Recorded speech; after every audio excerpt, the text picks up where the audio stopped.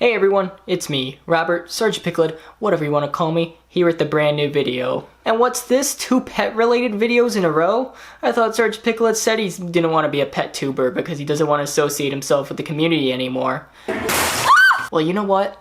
I'm in a video creating mood right now, and if it's pet videos, so be it, because right now, video creating is the only thing standing between me and a full-on mental breakdown. So anyways, we're talking about toads.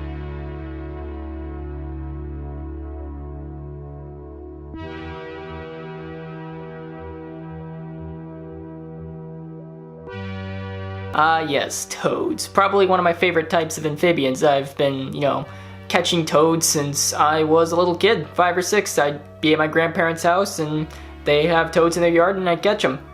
I always wanted to try and keep the toads as a pet, and my parents would say, no, you gotta let it go because you're not responsible enough for a pet, and you know what, they were right, I probably would have ended up killing it. But here I am now, I'm pretty sure I can keep one alive because they're not that hard to take care of.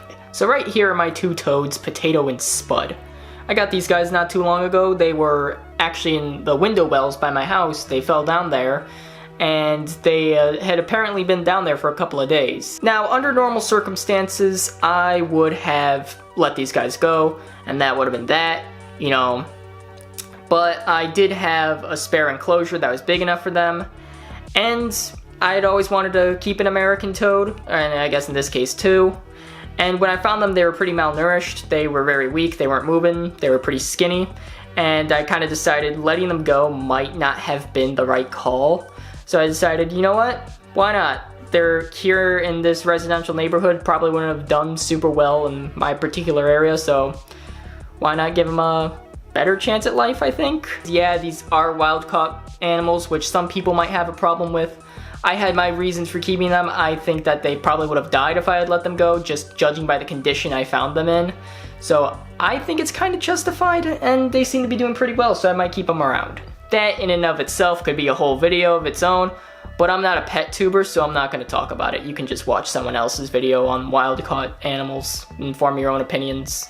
So I'm going to start off by saying toads are incredibly simple to keep. For one thing, these guys don't really need any special heating unless, of course, you're living somewhere where it is a very cold climate or you just have inconsistent indoor temperatures.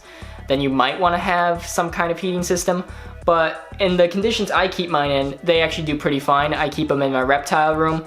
That room's already pretty warm to begin with all the other heat lamps and heat pads going off at the same time. It's at a constant 85 degrees, I think. So it's a pretty warm room. Also, these guys don't need a whole lot of space either. They tend to kind of sit in one spot and, they're opportunistic. They wait for prey to come by and they'll just catch it. But, that's not saying that you should just throw it in a tiny little box and be like, hey, that's my toad's enclosure. I'd say 10 gallons for one, with an additional 10 gallons for every other toad you own. That's just kind of my way I keep them. There's no real definitive way of how much space that you should allocate to a single toad, but that's what I'd say is probably the minimum. One thing that I know is definitely a huge concern when it comes to owning amphibians is that they have very permeable skin.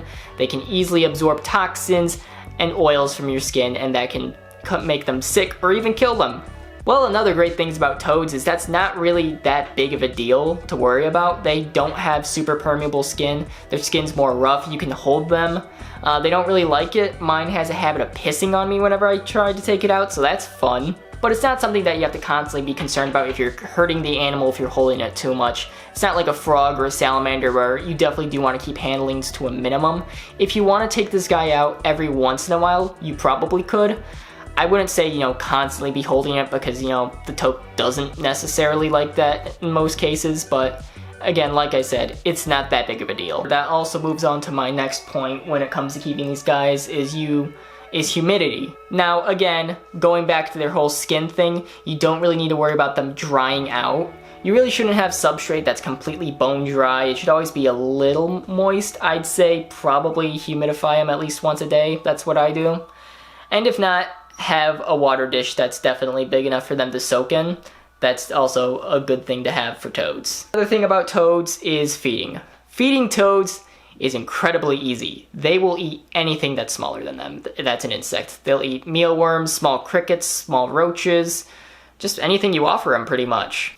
But again, like I said with my praying mantis video, it might be cool to watch, but don't overfeed your animal. That's something that can very easily happen, and I've seen plenty of obese toads in captivity. Just, you know, you want to keep your feedings to a healthy schedule.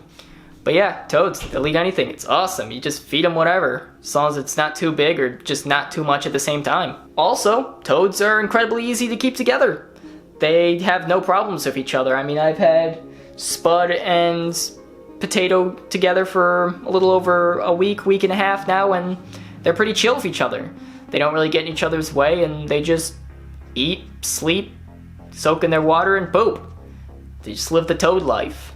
Which is pretty nice, having animals I can keep with each other without having to fear them eating or killing each other. It's a breath of fresh air, seriously. I mean, I have mantises, bearded dragons, white's tree frogs. All those animals would happily try and kill another member of their own species if they see it. It's great. But toads, they're chill, they just vibe, it's great. Anyways, that's about all there is to say about American toads. I mean, it's a very brief care guide, which is kind of my style of doing these kinds of pet videos. I realize is just give an introductory care. I don't really feel like giving huge, in-depth care videos, mostly because I feel like I'm more prone to get things wrong. And I'd just rather not be that kind of channel. You know, I could be an introduction to these animals, but I don't want to be the person that people say, hey, you told me to do this, and I did, and my animal died? What the hell, man? So that's why I'm saying don't use me as that reference, please. Would I recommend getting an American toad? Certainly, as long as you're responsible when acquiring it. It's a pretty good pet. Anyways, thank you all so much for watching. I hope you enjoyed this video. I had a good time making it. I feel more motivated to make videos now than I did a little while ago. For a while, I was just kind of like too busy to actually make videos. I've been living my real life, you know, but now things have calmed down for a little bit, and I was just like, you know what? I can make more videos now, especially now that Monster in the Mirror is almost done. I'm not dedicating all of my video making time to that, and that, you know, school is not as bad as I thought it would be being online. I actually have more free time than myself, so that means more videos. This is probably going to be one of the last pet-related videos I make for a while. Mostly because I just kind of make these about animals I actually want to talk about. I mean, I've already introduced you guys to all of my pets that I have before multiple times. You already know all about them that there is to say. I might make videos dedicated to them eventually. I don't know, man, if I feel like it. Thank you all so much for watching. Hope you enjoyed. Hope to see you again on my next video, whenever that might be. Might be Monster in the Mirror. Who knows? See ya.